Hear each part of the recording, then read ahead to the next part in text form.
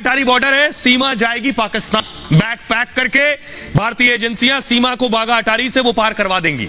अब मैं आपको बताता हूं उसका तरीका क्या है, कैसे सीमा को भारत में रहने नहीं दिया जाएगा।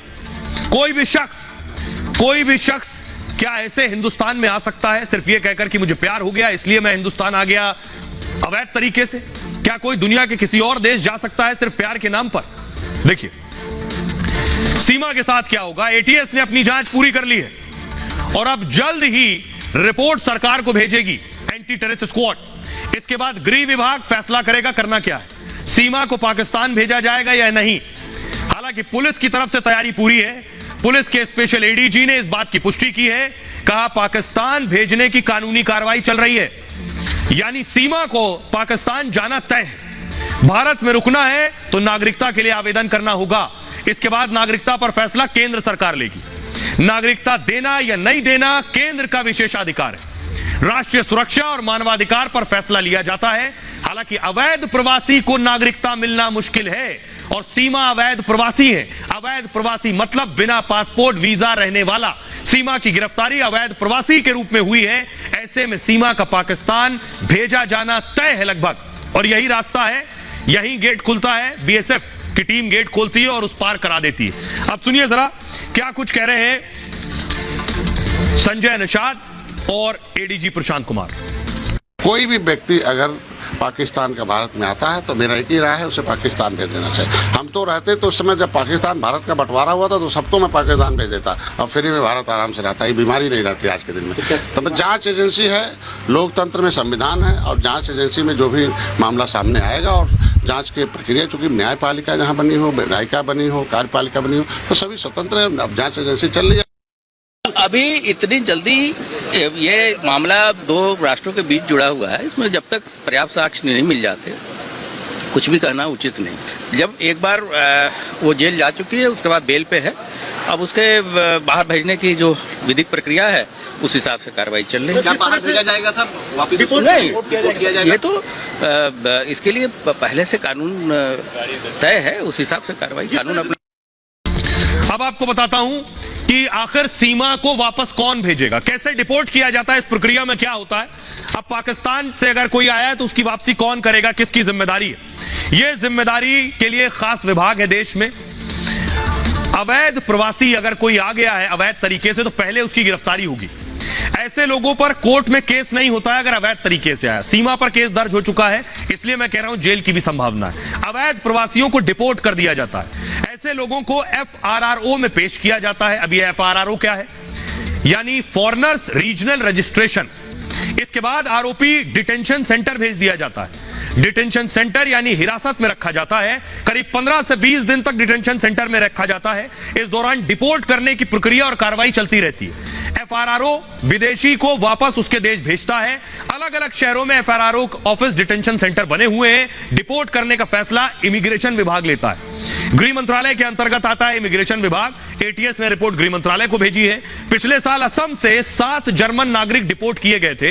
ये लोग बिना मिशनरी वीजा के धार्मिक कार्यक्रम में शामिल हुए थे। वीजा नियम के उल्लंघन पर इन्हें डिपोर्ट किया जा सकता है। अगर वीजा खत्म हो गया तब भी डिपोर्ट किया जा सकता है। और बिना वीजा पासपोर्ट भी देश में घुसने वाले डिपोर्ट होते हैं।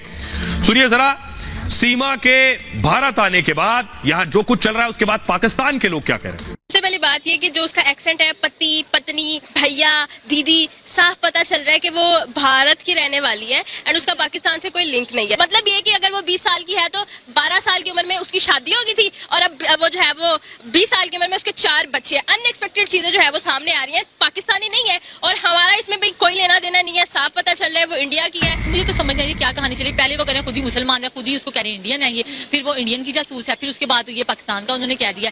खुद तो वो सही तरीके से प्रॉपर बात करनी ना, नहीं जो एक कहानी घुमाई पे घुमाई जा रहे हैं। ये आगे जाके हो सकता है मामले को लंबा लेके जाना हो, ठीक है, और हो सकता है ये उससे कहलवाना ही हो कि आप ये कहेंगे पाकिस्तान के अगेंस्ट कोई बात कहें, क्योंकि उनका पता तो है नहीं वो किस लिहाज से क्या बात करते हैं। ऐसी औरत को मुझे लगता है सरेआम फांसी देनी चाहिए ताकि बाकी औरतों को भी एक पैगाम हो कि नेक्स्ट टाइम अगर वो ऐसा कोई स्टेप ले भी रही हैं तो वो सोचें कि अगर हम अल्लाह ना करे करे खुदा ना खासा अगर कोई औरत ऐसा स्टेप सोचे भी तो उसको ये चीज याद आए कि उसके साथ ऐसा हुआ था तो मेरे साथ भी हो सकता है, उसके साथ होना चाहिए ये। लेकिन अपना मजहब किसी के लिए चेंज नहीं करना चाहिए। हाँ, आप मुस्लिम रह के आप उसके साथ शादी कर सकती हैं, कुछ भी कर सकती हैं, लेकिन मजहब को चेंज करना मैं कहती हूँ बहुत गलत हरकत थी उनकी। और इस टाइम वो पाकिस्तान आने के काबिल नहीं है। अगर वो मजहब चेंज कर चुकी हैं तो उनके शौहर क्यों उनके पीछे इतने पागल हो रहे हैं? वो अपने बच्चे लें और सुकून से अपनी जिंदगी बसर करें। वो जो जिस लड़के के पास की वो 4 बच्चे एक्सेप्ट कर लेगा, कब तक रखेगा? 1 दिन रखेगा, 2 दिन रखेगा, फिर तीसरे दिन कौन बच्चे संभालेगा? बच्चे तो रुल गए ना।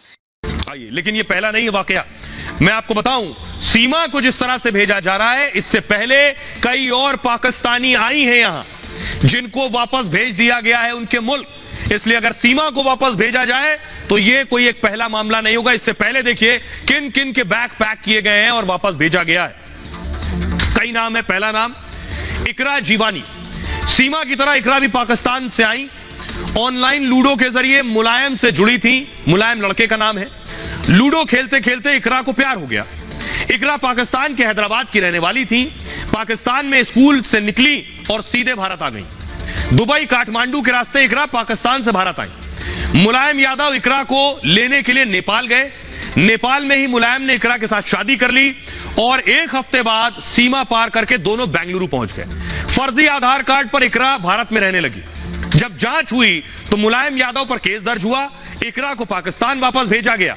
दूसरी नजीर है जूली। फेसबुक पर उत्तर प्रदेश के लड़के से प्यार हुआ। बांग्लादेश से यूपी के मुरादाबाद पहुंची। जूली अपने साथ 11 साल की बेटी भी लाई। प्रेमी अजय के साथ हिंदू रीति रिवाज से शादी की। भारत में जूली ने हिंदू धर्म भी अपना लिया। कुछ समय बाद अजय को साथ बांग्लादेश ले गई।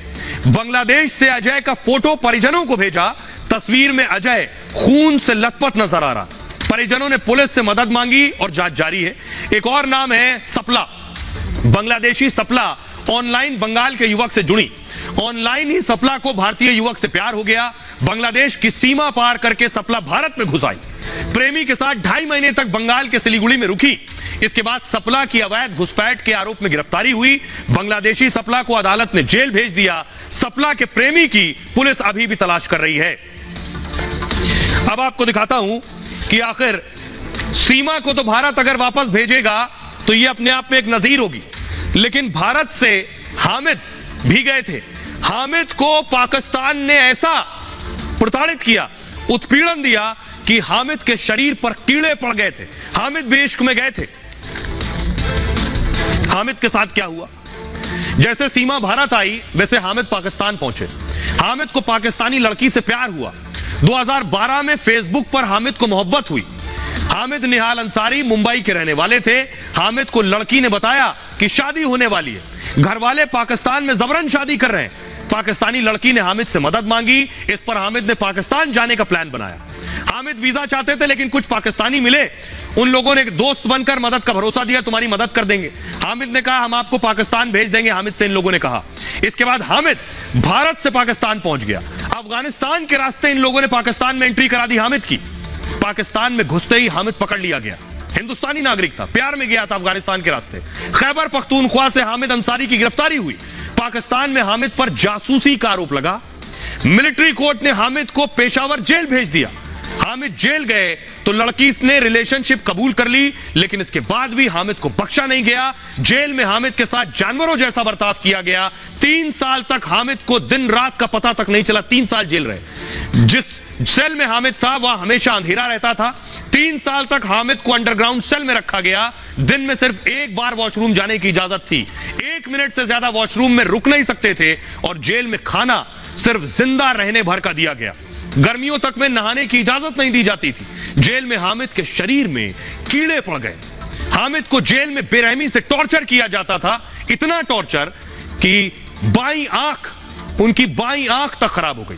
जेल में 3rd डिग्री से हामिद को खून की उल्टी होती थी। पेशावर जेल में 2 बार हामिद पर जानलेवा हमला हुआ। घर वालों को 14 महीने तक हामिद का कुछ पता नहीं था। 14 महीने बाद पाकिस्तान ने बताया हामिद जेल में बंद है। हामिद के माता पिता को पाकिस्तान ने उसके बाद खबर दी। भारत ने पाक से 96 बार हामिद को काउंसलर एक्सेस मांगा।